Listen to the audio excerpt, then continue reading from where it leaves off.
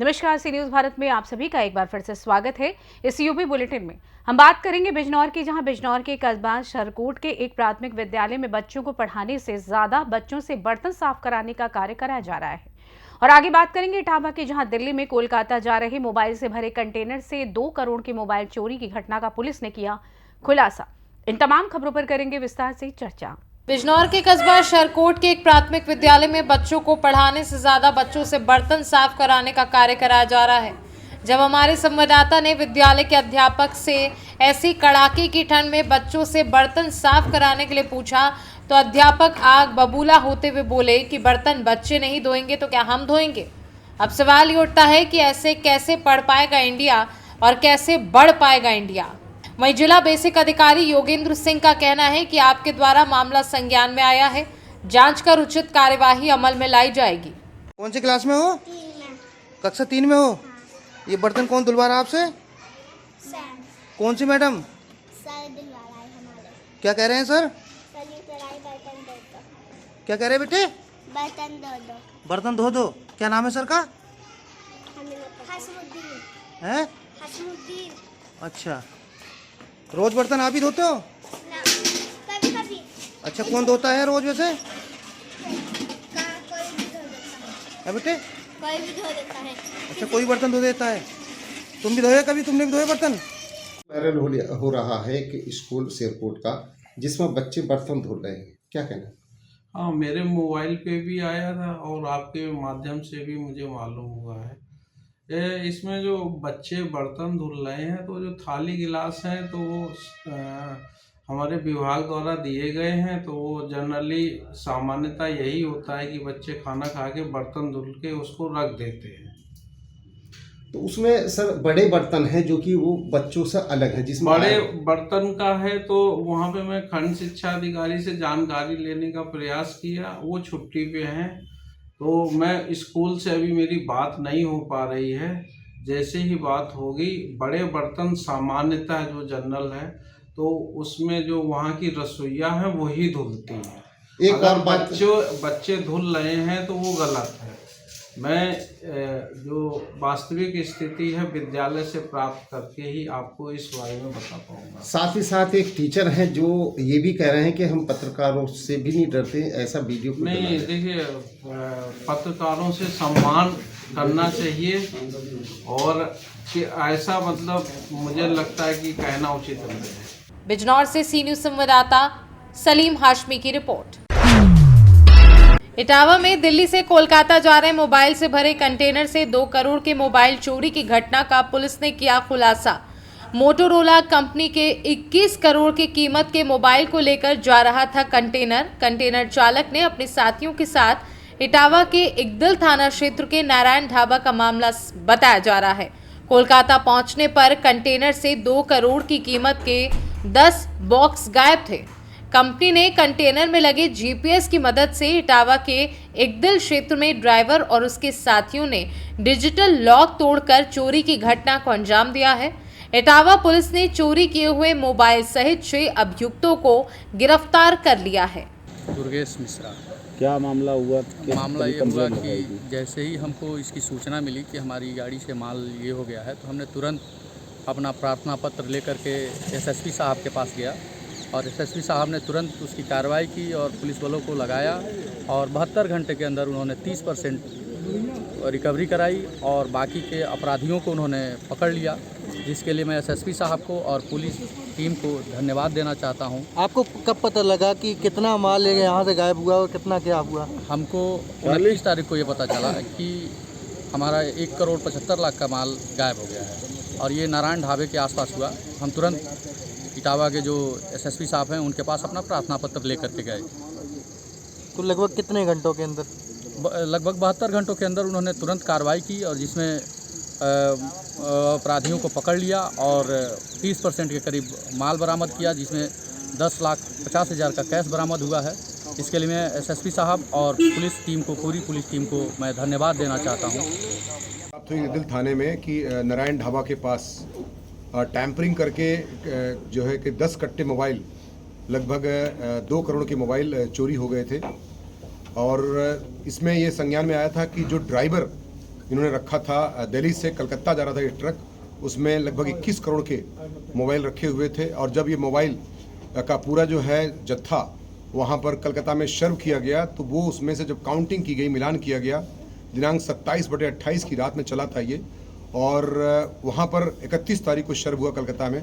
तो वहाँ पर जब काउंटिंग की गई बाद में, तो सूचना मिलती है कि लगभग 2 करोड़ का मोबाइल गायब है। तो इस बात पर उन्होंने जो है तमाम सूचनाएं एकत्रित करके इकदिल थाना अंतर्गत जो हमारा नारायण ढाव पड़ता है, वहाँ पर कुछ सूचना मिली थी, उसके आधार पर FIR दर्ज हुई थी थाना इकदिल में। उसी आधार पर हमारी SP सिटी और CO सिटी के नेतृत्व में 3 टीमें लगी हुई थी, सर्विलांस और इकदिल थाना की, जिसके परिदृश्य में आज 6 लोगों को गिरफ्तार किया गया है, जिसमें 4 एटा के हैं और 1 अलीगढ़ तथा 1 उन्नाव का रहने वाला है। रोहित, राजवीर, मोहित, विजय कुमार, चांद और नागेंद्र नाम के ये बदमाश गिरफ्तार किए गए हैं। इसमें बता दूं कि मोहित जो मुख्य अभियुक्त है और नागेंद्र उर्फ राजवीर जो मुख्य अभियुक्त है, नागेंद्र और राजवीर जो इसमें अभियुक्त हैं मुख्य, इनका सबका ये सबसे बड़ा रोल ये है कि मोहित जो ड्राइवर था वही अपने इन अपराधियों से मिला हुआ था, इनसे पहले जान पहचान थी। इस प्रकार की घटनाएं वो मिली भगत करके कई बार कर चुके हैं और ये पकड़े गए हैं इस बार। इसमें इनके आपराधिक इतिहास भी हैं और इनके पास से लगभग देख रहे होंगे आपकी 202 मोबाइल बरामद किया गया है। 25 से 30% जो बरामदगी कर ली गई है। 10,50,000 रुपये बरामद किए गए हैं। सारे इक्विपमेंट आप देख रहे होंगे यूट्यूब का इस्तेमाल करके कि लॉक, डिजिटल लॉक को कैसे खोलते हैं, लैपटॉप और बैटरी इत्यादि का इस्तेमाल करके, प्लास का इस्तेमाल करके तथा विभिन्न प्रकार के इलेक्ट्रॉनिक्स जो उपकरण हैं उनका इस्तेमाल करके ये लॉक को खोल देते हैं, पुनः उसी प्रकार से सील भी कर देते हैं। तो टैंपरिंग करके इन्होंने जो ब्रीच ऑफ ट्रस्ट किया था उसके आधार पर अभियोग दर्ज किया गया था। इसमें रिकवरी की धारा भी बढ़ाई गई है और इसी क्रम में इनके खिलाफ विधिक कार्रवाई करते हुए जेल भेजने की कार्रवाई सुनिश्चित की जा रही है। इसमें टीम द्वारा बराबर 3 रात से लगातार बहुत मेहनत करके कार्य किया गया है। तमाम सूचनाएं विभिन्न स्थानों से लेकर के की गई है एसओजी सर्विलांस द्वारा तथा इकदिल पुलिस द्वारा, इसलिए उनको 25,000 रुपये का इनाम भी दिया जा रहा है मेरी तरफ से। साथ ही साथ मैं भी बता दूं आपको कि यह 48 घंटे के अंदर, लगभग 48 से 72 घंटे के अंदर ये पूरी घटना का पर्दाफाश मुकदमा लिखने के बाद किया गया है। सर इनकी क्वालिफिकेशन क्या है सर? देखिए, इसमें बहुत से लोग इंटर तक या BA तक या BSc पढ़ रहे हैं, लेकिन कुछ ऐसे लड़के भी हैं जो कि बिल्कुल पढ़े लिखे नहीं हैं, लेकिन बोल करके यूट्यूब का इस्तेमाल करके उन्होंने जो है इस तरह की घटना को कैसे अंजाम किया जाए, कैसे डिजिटल लॉक को तोला जाए, कैसे सील किया जाए, सब सीख करके इस तरह की घटना को उन्होंने अंजाम दिया है। सर लागत कितनी होगी इनकी? क्या इनके और भी साथी हो सकते हैं और उनकी टीम के नेटवर्क कहाँ से जुड़े हो सकते हैं? इनमें अभी तक की जो जानकारी मिली है, पूछताछ से पता चला है कि ये इनके तार जो है फरीदाबाद और हरियाणा के और जनपदों में, साथ ही साथ गुड़गांव, नोएडा, गाजियाबाद और अभी एक जानकारी और मिली है इसमें कि जो हमारा अलीगढ़ है, अलीगढ़ डिस्ट्रिक्ट से भी इसके तार काफ़ी जुड़े हुए हैं। तो इसमें इस प्रकार से काफ़ी इनके तार जुड़े हुए हैं कई लोगों से, और इसमें अभी भी ऐसे व्यक्ति बाकी हैं कुछ जिन पर कार्रवाई किया जाना शेष है और उसमें और भी बरामदगी करना सुनिश्चित किया जाएगा। सर पकड़े गए मोबाइलों की क्या कीमत होगी अनुमानित? आप समझ सकते हैं कि 25% लगभग जो है ये 50 लाख के आसपास का मोबाइल बरामद किया गया। इटावा से सी न्यूज संवाददाता असित यादव की रिपोर्ट। हदगांव विकासखंड के शाहपुर आरा मशीन में पूर्व प्रधान एवं भाजपा नेता राजेश सिंह के संयोजन में खिचड़ी भोज समरसता का कार्यक्रम आयोजित किया गया, जिसमें मुख्य अतिथि के रूप में पूर्व मंत्री रणवीर प्रताप सिंह उर्फ धुन्नी भैया तथा विशिष्ट अतिथि के रूप में ब्लॉक प्रमुख प्रतिनिधि मनभावन शास्त्री मौजूद रहे। इस मौके पर बड़ी संख्या में जनप्रतिनिधि एवं गणमान्य उपस्थित रहे। जन समुदाय को संबोधित करते हुए मुख्य अतिथि पूर्व मंत्री रणवीर प्रताप सिंह उर्फ धुन्नी भैया ने कहा कि मनुष्य अपने कर्मों से बड़ा और छोटा होता है। टैलेंट हर व्यक्ति में होता है, लेकिन जीने का अंदाज अलग अलग होता है।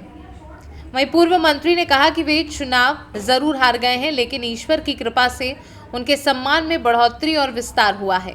उन्होंने लोगों से अनुरोध किया कि अहंकार त्याग कर गांव, समाज और देश के लिए अपनी क्षमता के अनुसार कार्य करें। लल्लू शाहपुर ने पूर्व मंत्री को शॉल भेंट कर सम्मानित किया। आज नए साल के उपलक्ष्य में राजेश जी के द्वारा आज खिचड़ी भोज रखा गया था क्योंकि खिचड़ी भोज एक ऐसा पर्व होता है कि ये लगातार 2 दिन 4 दिन 1 हफ्ते तक चलता है। आज उसी उपलक्ष्य में सारे लोग आए थे और राजेश जी के द्वारा ये खिचड़ी भोज रखा गया था। इसके लिए मैं उनको भी बधाई देता हूँ और सभी क्षेत्रवासियों को मकर संक्रांति की बधाई देता हूँ। प्रयागराज में होने वाले महाकुंभ की भव्यता को लेकर क्या कहेंगे आप?